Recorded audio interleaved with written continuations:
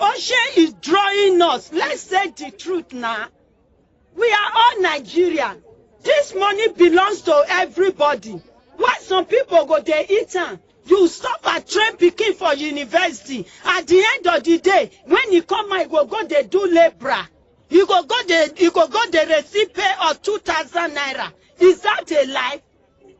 I beg, Mr. President, Mr. Tinubu, we women of Nigeria come to our aim because Emma, is no good. Okay, this press text is being read on behalf of the Manifesto, a body of over 300 women organizations, right activists, advocates, professional groups, and organizations that are gathered together today, particularly with women from communities who we are working with from different organizations, to join the protests against hunger. And that's why we're here as Women Against Hunger. And this is just to express our dissatisfaction as Nigerians, to say that Nigerians are tired, hungry, and disgruntled. And so we stand before you today as women, human rights advocates, and citizens. So we listened with high expectation to the presentation made by President Ahmed Bola Tinubu, a speech hoping it would address the urgent demands voiced by Nigerians during this demonstration. And we have the opinion that the President's speech failed to address the clamor for security, for government accountability, for rising hunger crisis, for surging inflation rates that are crippling Nigerians' ability to service the country, and the violent repression of peaceful protesters that have been happening in the last period. And the media has also been one of the focus of that repression. We believe that Nigerian citizens have constitutional rights of association, but unfortunately with the restriction by the courts, that has also been limited. We believe that, and we are taking some key issues that the President had raised. One of which was that the President promised to provide 100,000 housing units over the next 3 years to address inadequate housing. And we are saying that, looking at where we are as a country, with 25 million currently homeless people, 100,000 housing response will not be able to respond to that. We also look at the issue of student loan that the President emphasized, in his speech. And we are saying that currently, as we all know, most students pay over 300,000, 500,000, for school fees. And so the proposal of the loan is not enough, to respond to the issue. The President also mentioned the issue of 570 billion to states to tackle food insecurity and provide welfare support. We also feel that that is not enough a problem to address the fact that Nigerians cannot feed and people are hungry, and that will not be able to address the problem that years back they had the Operation Feed the Nation, which was targeted, to address the issue of famine and all of that. But, the President just talking about trillions of naira that we don't know how it's going to be distributed and where it's going to be distributed to is not enough to address the problem. So we have looked at the general presentation and address by the President, and we feel that it's not adequate. We believe that Nigerians need to live with dignity, and also because of the fear of unknown and continued government neglect, it has made it very impossible.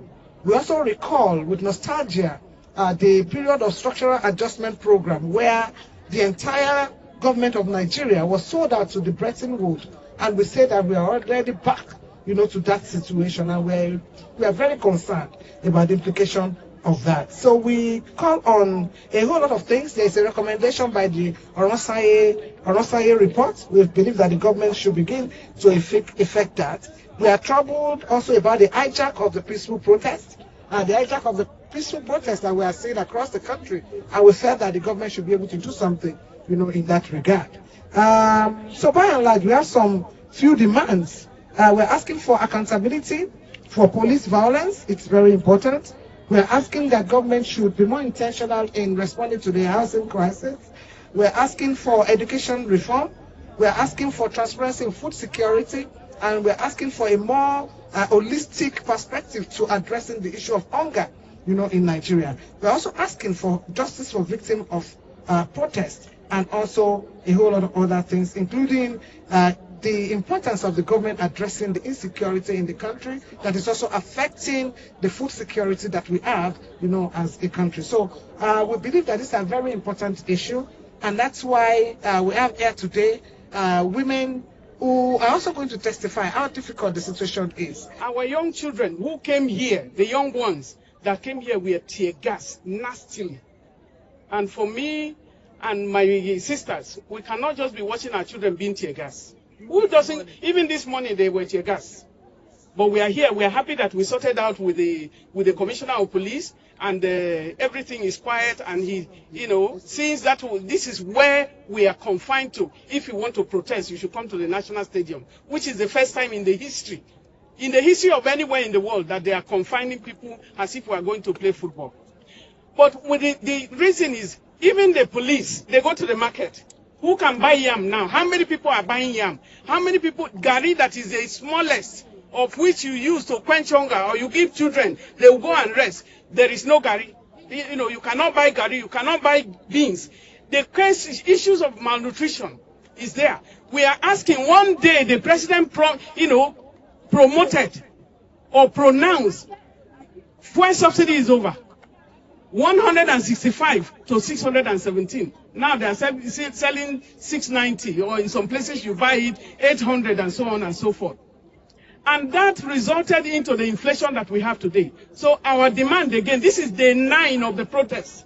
Day 9, and I'm happy to see all our sisters here. I really am grateful to them for coming. Tomorrow is day 10. We'll still be here. You may not see many of their faces, but we'll be here to register that day 10, to say that our children are not alone. The young people are not alone at all. And it's for us to say, if you are an adult, that you don't come out and you allow the children not to be guided in a way that they are just slaughtered, then you are a failure of a generation.